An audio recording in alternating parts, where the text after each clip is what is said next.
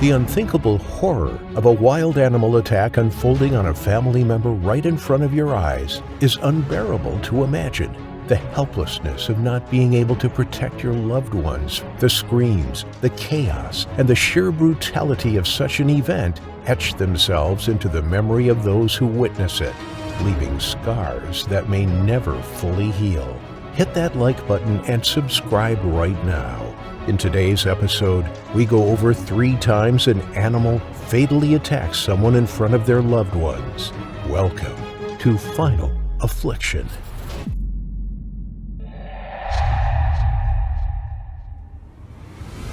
It was supposed to be a fresh start for 37-year-old Patti McConnell and 2 of her children, Kelly, 13, and Kristen, 7. From Texas, they had packed their bags and headed north. Their destination was Alaska, the great wilderness, the fresh air, the sense of adventure, and the prospect of new beginnings.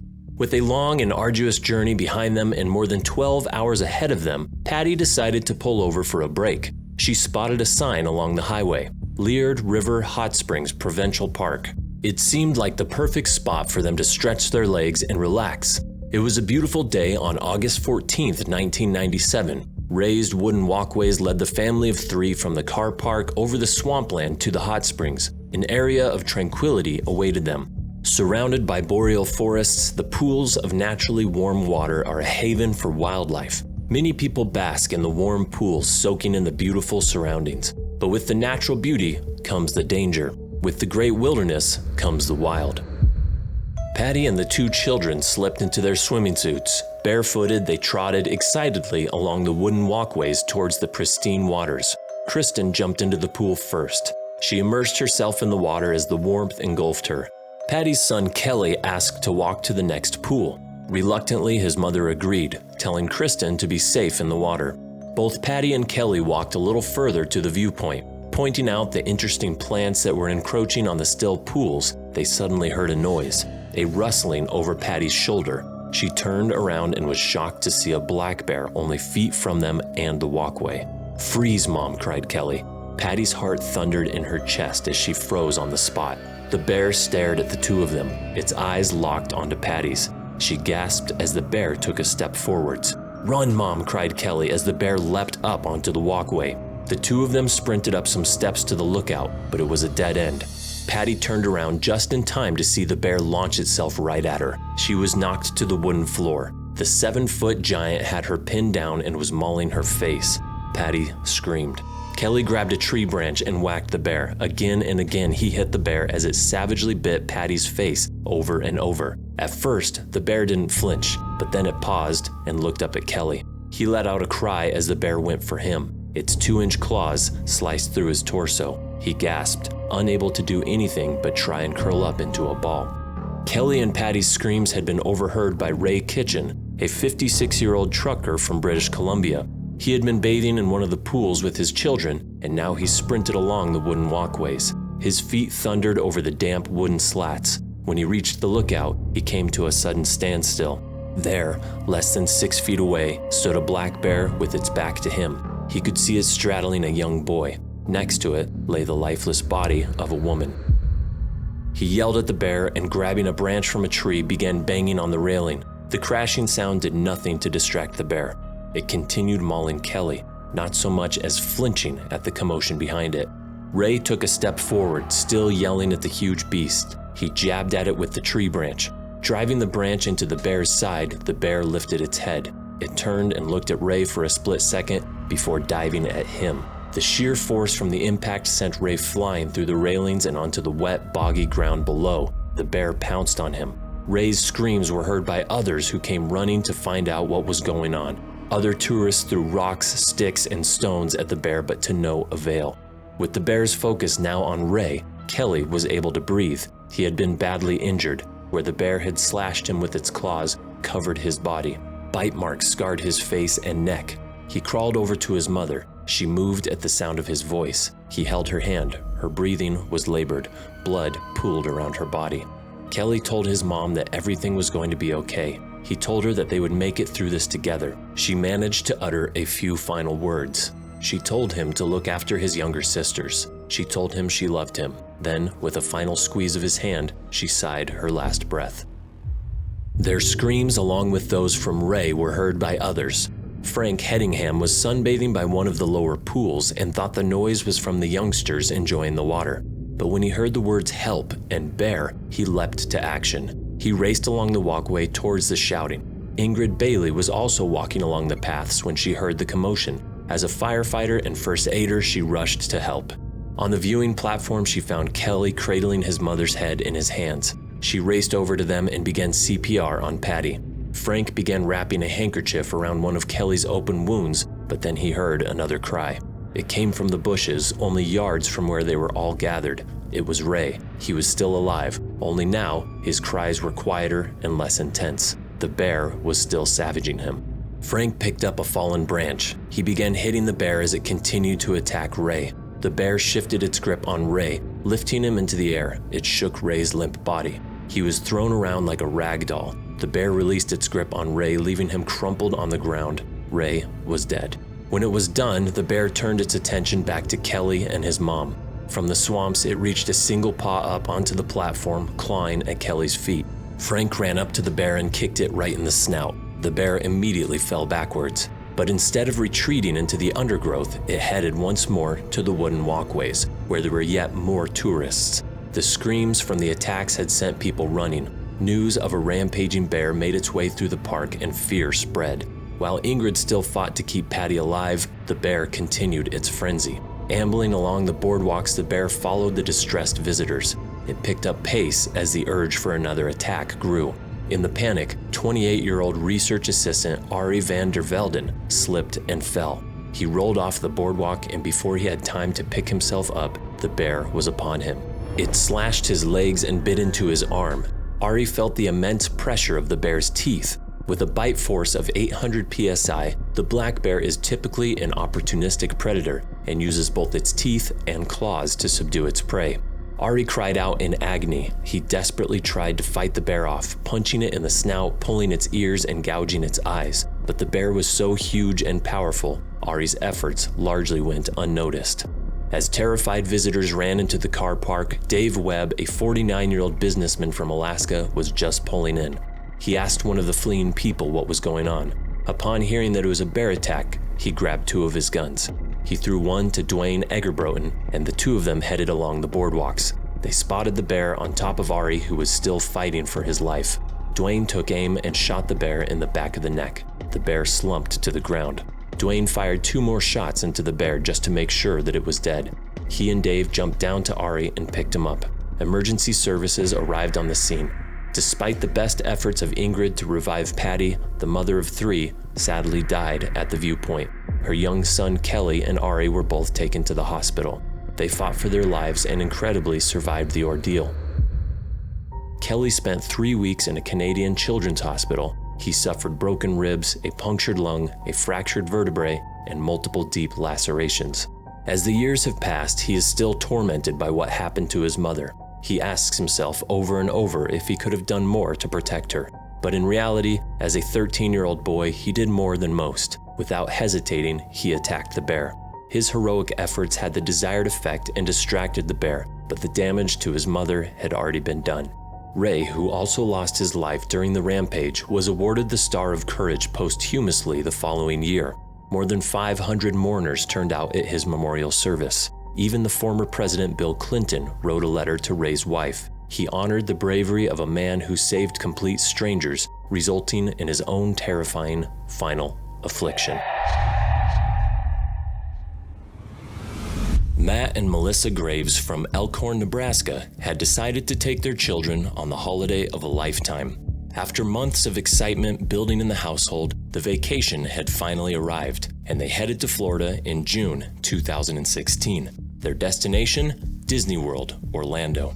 After experiencing some of the very best rides in the world, the family headed down to the relative quiet of the Seven Seas Lagoon one evening. Seven Seas was a man-made lagoon that offered boating and fishing experiences. There were a number of people walking along the shores, running on the beaches, and fishing from a couple of boats. Although it was late for the children, around 8:30 p.m., Matt and Melissa decided that it was their holidays, that they would stay up this once.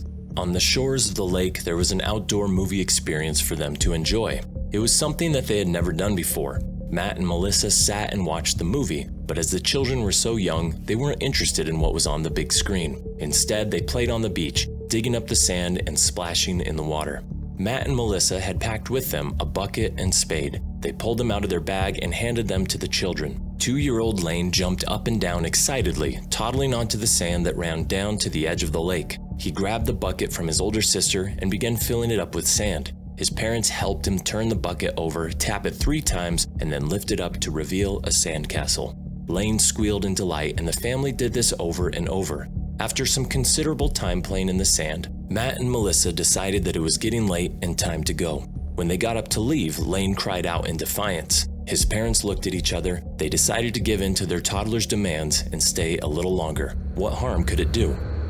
When it came time to dig the trench around the mound of sandcastles, Lane picked up the bucket once more and ran to the lake. Wading into the ankle-deep water, Matt and Melissa watched on as he splashed into the shallows. He patted his feet up and down, looking down as his toes sank into the muddy, sandy substrate. Then, the 2-year-old bent over and scooped up a bucket of water to take back to the moat they were building. Suddenly, and without warning, there was a huge commotion. In an instant, their happy, playful toddler, who was giggling and grinning, was snatched by an alligator just feet from his family. Matt leapt up from the sand. He jumped onto the alligator, wrestling it into the water. The alligator had its jaws wrapped around Lane's head. Matt thrust his hand into the alligator's mouth. He tried desperately to pry them open, but the great beast thrashed around, throwing Matt off of its back. In the frantic commotion, Matt claims that another alligator went for him in a frenzied attack. It is unclear whether the minor injuries he suffered were from the alligator that took Lane or from a second one joining in on the attack. No sooner than it had happened, the alligator vanished, sinking beneath the water's surface. In a moment of shock and terror, the family were forced to watch their young son being dragged underwater by the terrifying 7-foot beast. In those first heart-stopping seconds, Matt and Melissa ran into the water where their boy had been dragged under. A lifeguard was alerted and came running to the scene. The water was murky and brown. Matt dived under the water again and again, scrambling about with his hands to feel for any sign of their son. He couldn't see a thing. He couldn't feel anything. Every time he reached out, all he did was grab fistfuls of the squelchy, muddy lake's bottom. As he came up for air, he saw Melissa frantically rushing through the shallows, screaming and yelling. Lane made for easy prey. He was only 37 inches tall and weighed 30 pounds. Standing defenseless in the shallows, he was an easy target. Alligators are ambush hunters. They are apex predators in their environment. They typically take fish, turtles, muskrats, birds, and deer. Unlike their crocodile cousins, they are typically less aggressive, and it is rare for them to attack humans. But when they do, they rely on the element of surprise and their bite force. The pressure from an alligator's bite is comparable in pressure to the weight of a small pickup truck. Onlookers at the lagoon could do nothing but watch in absolute horror, hoping upon hope that the boy would somehow resurface. But with each passing minute, their hopes were dashed. Emergency services arrived on the scene within minutes. Jumping into a boat, they scoured the lake. A massive search operation involving over 50 officers was initiated, and devastatingly, Orange County divers came across Lane the following afternoon, 17 hours after the attack. He was lying limp and lifeless in just 6 feet of water. Submerged, he had been left by the alligator only yards from where he had been taken. Heartbreakingly, he was just feet from where Matt and Melissa had frantically searched for him, but the muddy waters churned up by the commotion in the water made it impossible to see below the surface. Lane's body was pulled from the water, carried back to the beach and into the arms of his devastated mother. Rescuers pronounced him dead at the scene.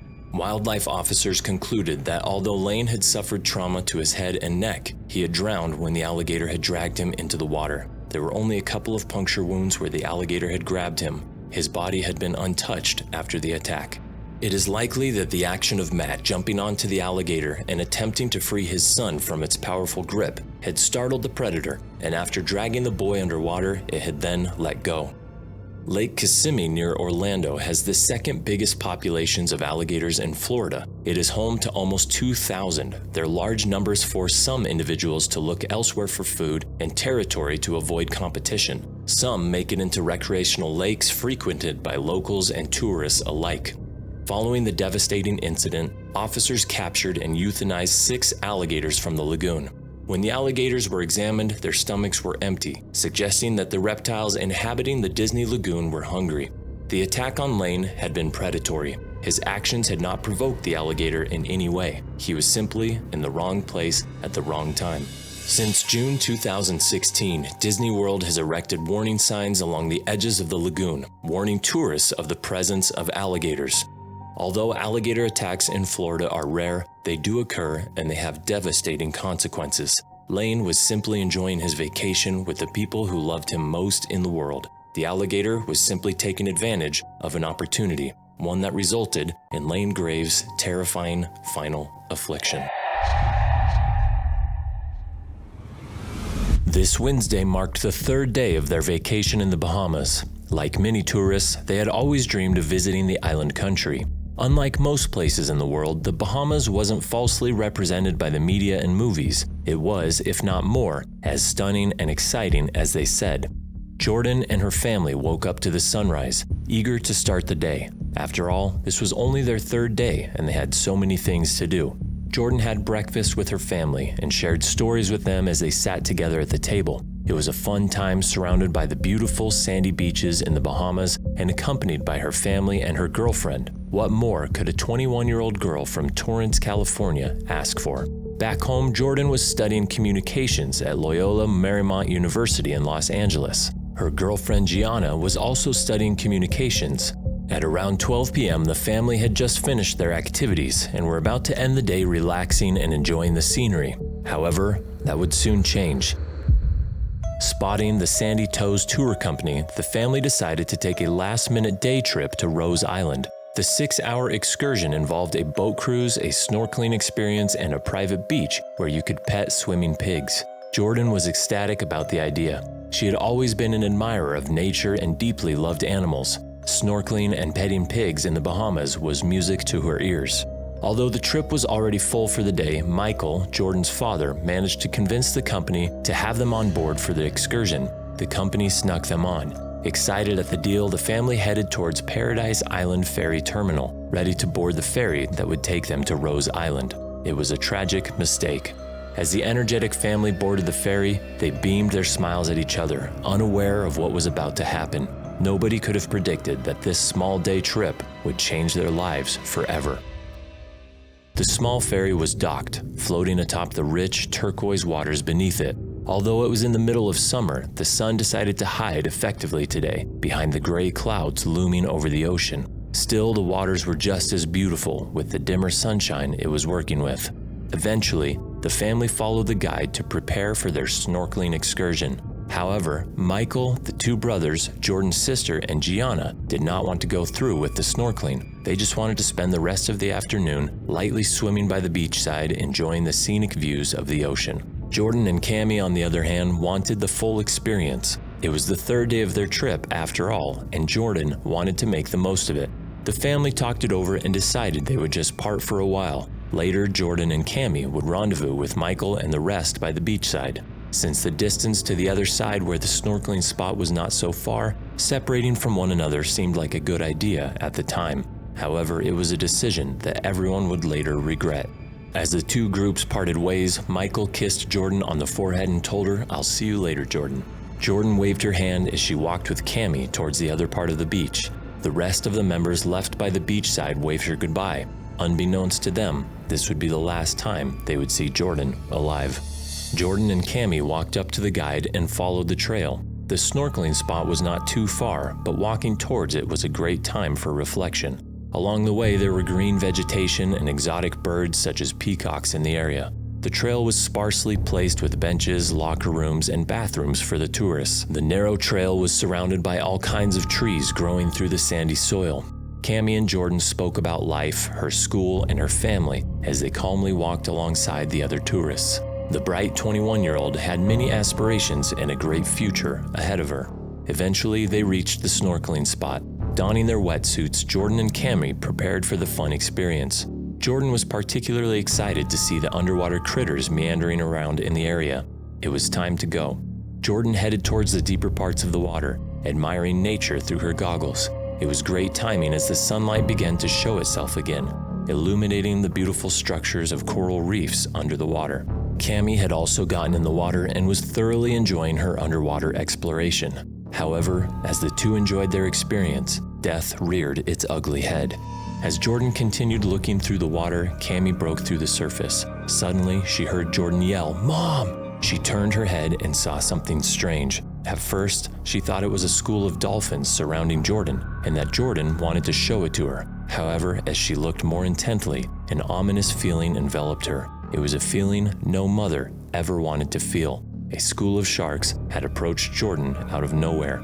Immediately, Cammie's motherly instincts kicked in. She shouted at Jordan from a distance, telling her to swim towards her. However, it was futile. Without warning, the school of sharks pounced on her, biting her everywhere. Jordan fought hard, but there was already blood in the water, and the sharks had become frenzied. Jordan let loose blood-curdling screams, prompting Cammie to approach her. She screamed at Jordan once more, asking her to swim towards her. However, Jordan could not swim anymore. Cammie noticed her right arm had been bitten off by the shark. Horrified at the sight, Cammie immediately sprang into action, swimming towards Jordan despite the risk of getting attacked herself. Naturally, she was fearful of swimming into the chaos, but she didn't care. The fear of losing her child overtook any instinct to run and call for help. It was simply something any loving mother would have done. Cammie reached Jordan and fought off the sharks, punching the beasts in the nose and hitting them with everything she had. As she pulled on Jordan, the young girl told Cammie, "Mom, there's another shark coming." The shark sped towards them like a freight train. It bit off another chunk of her lower leg. Jordan was bleeding profusely.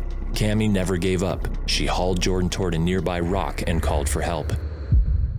Eventually, a boat from the Sandy Toes snorkeling tour rushed to her aid. Michael and the other family members were petting pigs by the beachside when they heard of a teenager attacked by sharks in the snorkeling area. After waiting a few minutes, Jordan was taken by an ambulance to a hospital in Nassau.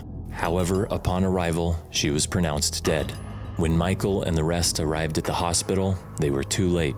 Jordan had succumbed to her injuries. In the subsequent months following her death, the family criticized the company for not having any protocols when it came to shark attacks. When the incident happened, not one staff or a boat was present to whisk away the sharks. Additionally, when Jordan was bleeding on a nearby island, barely clinging to life, the boat that would take her to the hospital arrived with no medical supplies. According to Michael, they did not even have first aid. The Lindseys called for better responses in the future to avoid the terrible fate their daughter experienced. Sadly, according to Michael, in his most recent interviews, Cammie is still too traumatized from the incident, especially because she was present and she witnessed firsthand her daughter resting in her arms while slowly succumbing to her final affliction.